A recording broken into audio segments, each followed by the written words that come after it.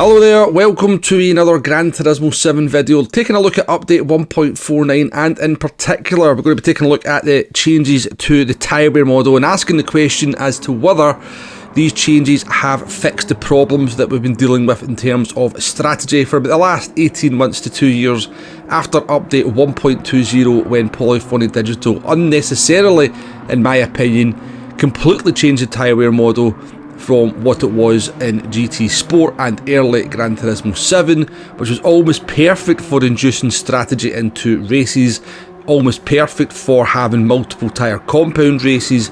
The changes they made from 1.20 onwards, to all intents and purposes, killed strategy in the game, made strategy very one-dimensional, left us with some very silly situations indeed, and in a lot of ways actually destroyed a unique aspect of Gran Turismo 7 that it had over any other racing game or driving simulator out there, in that a 20-minute race could actually have strategy, could be unpredictable all the way to the end, rather than just being a sprint race, is what you often find in the likes of your ACCs and your iRacings out there.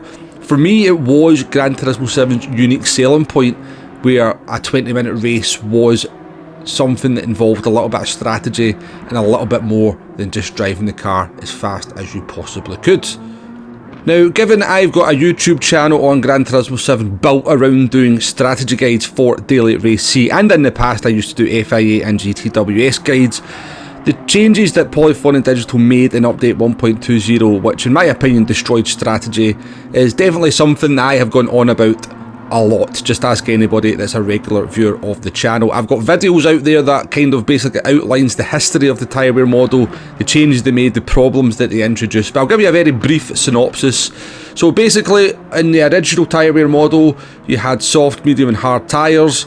You would probably use around about 30% of the tyre to get probably half decent lap times, but the tyre degradation meant that you would be maybe losing around about a second, 1.5 seconds after you had used 30% of the tread, but you could still use the tyre for the rest of it, albeit at a much reduced speed. But what this did kind of bring into force was crossovers. It basically meant that a kind of 30% worn soft tyre was around about the same kind of pace as a fresh medium tyre, and the same would be from medium to hard tyres as well.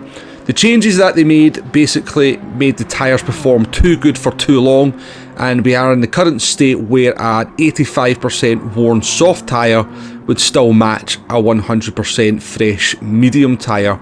And this killed strategy, and it kind of gave us these very silly situations. For example, the recent race at Deep Forest in the Group 3 cars. So this is a race where it was only the racing soft tyres that were available, and there was a mandatory pit stop in there as well. The cost to change your tyres was 4 seconds, but what you'll see from what most people did was they didn't change the tyres, because even though the tyres are as worn as what they look in that bottom left hand corner, you know, we're literally down to about 15% on one of the right hand side tyres, the lap times do not drop off anywhere near significantly enough to justify taking that 4-second loss. You're probably losing less than a second a lap, even though the tyres are this worn, and it's only when you get to this stage that you actually start losing about a second a lap. At 50% tyres, you're basically not losing any lap time. 75% worn tyres, maybe half a second. So people just get into this bizarre situation where we're driving on incredibly worn tyres rather than changing them, because they don't gain those 4 seconds back. Under the old tyrewear model, you would be so slow if you ran the tyres kind of down even to 50% that there's no way you wouldn't change the tyres. But on the flip side, you could actually take the risk of not changing the tyres, because the tyres would last, but you would pay the price of being slow at the end, or you would have a pit window maybe between like lap 4 to 8. So you could pit as early as lap 3 or 4 to get the undercut.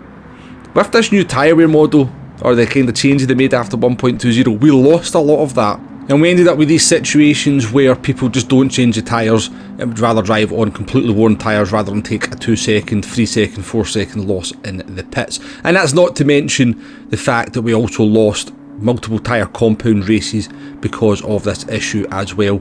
And we haven't even touched on the fact that people were driving about on dead tyres. But let's move forward in the video. I have 2 tests for you. You've seen the details of those tests early on in the video. The first test here is a direct comparison between version 1.48 and version 1.49, looking at how the tyres wear and how the performance drops off. We're in the Genesis X at Lago Maggiore West, I believe. It's either west or east, one of the short tracks anyway. Set up a 15 lap race here with tyre wear at ×7 and fuel at ×1. And it's a 20-minute race, so similar to what a daily race C would be. And I've kind of set it up deliberately because I want the front right tyre to die just towards the end of the race. And if we take a look at the lap times here, you should be able to kind of see what the issue is with the tyre wear model at the moment. If we take a look at lap 11 there, now we ignore lap 9 and 10, I went off the track on lap 9, which kind of also affected lap 10. But we can safely say, given we've done our 119.6, that those lap times should be like a 119.5, 119.6. And in lap 11 there, technically on lap 11 we have done 77 laps on these medium tyres and we're only half a second slower than our best lap. So 77, theoretically 77 laps on the tyres and we're only half a second slower. That drop off is just not enough. We're not even anywhere near the sort of pace we'd be doing on hard tyres. So after 77 laps on the medium tyres, we are theoretically still faster than a fresh hard tyre. And that is a lot of where the problem with strategy comes. We've got no crossover. We've got no kind of, the drop off in performance just is not enough. By lap 77, you should be going 2 seconds a lap slower on a set of tyres. And that's not really the case. Even going on to lap 14 there, when we had about 10% on the front right, where we're still doing lap times only about a second, 1.2 seconds off our best lap. Let's see if things have changed for version 1.49. Now the first thing to note is that the wear rates are very, very similar indeed. Now I was led to believe from the World Tour that the wear rate would be significantly higher on version 1.49 compared to 1.48. And if you see my other video of the Daily Race C update on the Group 4 cars, we actually found that the tyre wear was actually better on 1.49. On this Group 3 combination here, it looks like everything is very, very similar indeed. And in terms of lap times, how are those times starting to drop off? Now I was kind of around about 4 tenths on average slower per lap here on version 1.49 compared to 1.48. I will say, for the first half of the tyre, the first 50% of the tyre is very similar to 1.48. The tyres pretty much have negligible performance drop off, but on the second half it definitely looks like the tyres drop off a little bit more. And I can happily report, as you can see on the screen, if you do completely kill one of your tyres, you're going to be losing 7, 8, 10 seconds per lap, which is a good thing and should stop people driving about on dead tyres at the end of races. So let's just do a quick conclusion from what we learned comparing 1.48 to 1.49 in exactly the same race. Obviously same car, same track, equal conditions, same tyre wear settings, etc. In terms of tyre wear rate, it has to be said that it is very, very similar indeed. The front right tyre died at pretty much the same point on both versions, so certainly within the margin of error, but it does look like we've got a little bit more of the front left tyre compared to 1.49 on 1.48, so maybe the tyre wear is a little bit worse in the Group 3 cars, but again, we're probably within margin of error there. Given the settings that we've done, this is technically simulating a 105 lap race. In terms of tyre drop-off and performance drop-off, I would say for the first 50% of the trade, things are very similar between both 1.48 and 1.49. I think where the changes come are in the second half of the tyre. I would say 1.49 does have a sort of slightly more noticeable drop-off in performance. If we take a look at kind of lap 12, 13 and 14 there, certainly lap 13, we are, about 1.3 seconds slower than our best lap compared to I mean, it's not like a massive difference. I think lap 14 maybe shows a little bit more. And then once you kind of do kill the tyres, you can see we've went into a 126 on 1.49 compared to doing a 121.5, which is only 2.5 seconds off our best lap. So I think there has been a step in the right direction, but I don't think it's going to fix the core problem as far as I'm concerned, which does concern me a little bit. As I said, I think it's a step in the right direction, but I don't think they've gone quite far enough. I think by like lap, for me, by the time the tyre is worn about 50%, you should be dropping around about a second, 1.2 seconds a lap. And then by the time you wear the tyre down to, say, 80%, you should probably be going about 2 seconds a lap slower, 2.5 seconds a lap slower. And literally the last 20% of the tyre is just your get the car home tyre. Because I still believe with the way the tyres are dropping off here, I don't think it's going to be great for strategy. But let's move on to test number 2. So test number 2 is around the Nürburgring sprint track in the Peugeot RCZ Group 3 car, and it's a comparison between the soft, the mediums and the hards. Not just in direct pace comparison, but more to try and find out if there is a crossover between the compounds of tyres. At what point does a worn soft start to go slower than a fresh medium tyre is really what we're trying to find out here. But again, we have a little bit of a confirmation there that if you do kill the tyres, and we have killed the rear tyres here, setup, that was a deliberate setup. I wanted to make sure at the end of the 10 laps that the soft tyres were completely dead. But yeah, again, another kind of demonstration there that dead tyres are very tricky to drive on. In an FR car, you just get a lot of understeer. In an MR car, it's very likely, because the rear tyres go first, that you're going to spin out.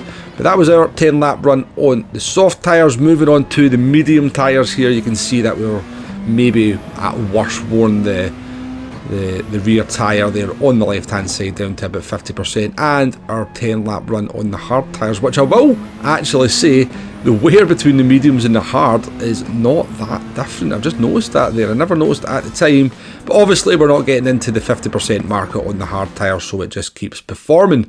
Let's take a look at these lap times then. This is all 30 lap times that we did, and it gives us a comparison as to where that crossover might actually occur. So before we go on to that, let's quickly just kind of do like a pace comparison between the three compounds.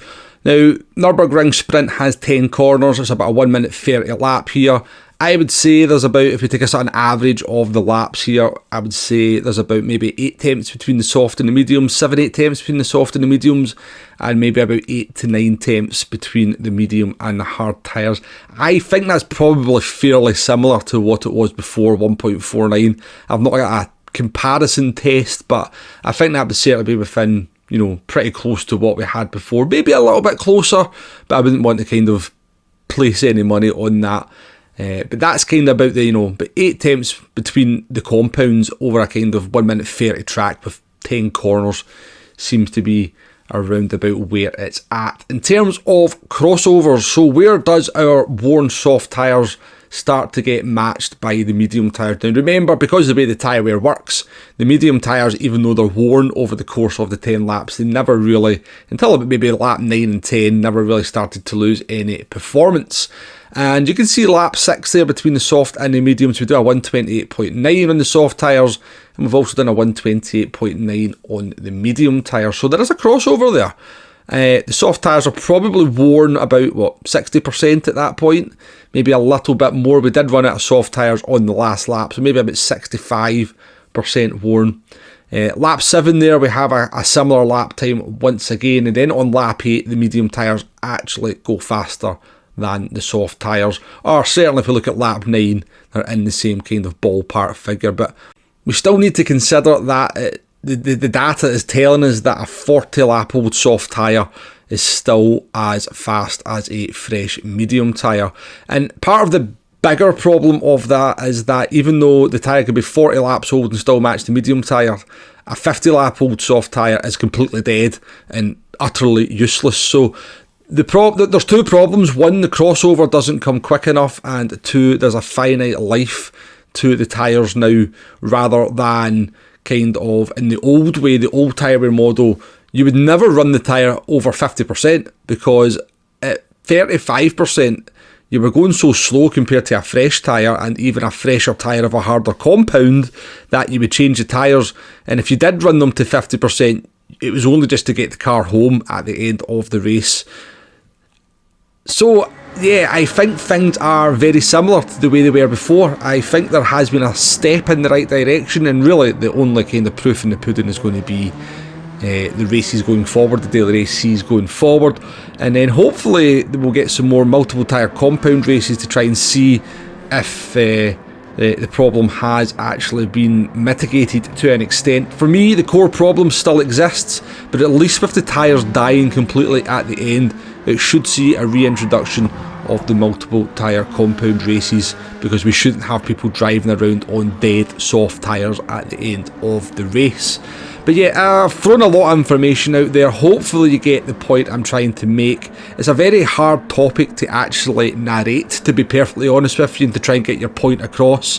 And I've probably done the commentary on this video about 5 times now, and the previous 4 times I've just ended up talking so much gobbledygook that I know what I'm talking about, but trying to kind of put the point across just doesn't work sometimes. So hopefully you get where I'm coming from, and you've enjoyed the content of the video, or at the very least you can take the data that I've put to you and extrapolate your own conclusions from it.